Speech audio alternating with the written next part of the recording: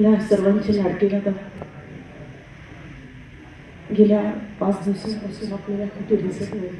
दिसतंय तर फक्त रील्सच्या माध्यमातून, मोबाईलवर. दादांचा सर्व शेवटचा विधी त्याला सर्व साक्षीदार आहेत, परंतु अजून मन मानत नाही की दादा आपल्यात नाही.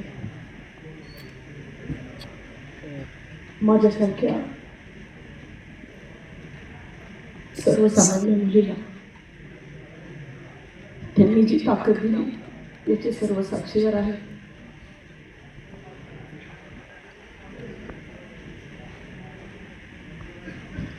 खरं तर एखाद्या दिव्यांग माणसाला, पायाने अधू असलेल्या माणसाला त्यांच्या कुबड्यांचं जे महत्व असतं, माझ्या कुबड्या हरवल्या, माझ्या कुबड्या पडल्या, कारण मला वडील नाही. दादांनी खूप मोठा आधार दिला होता.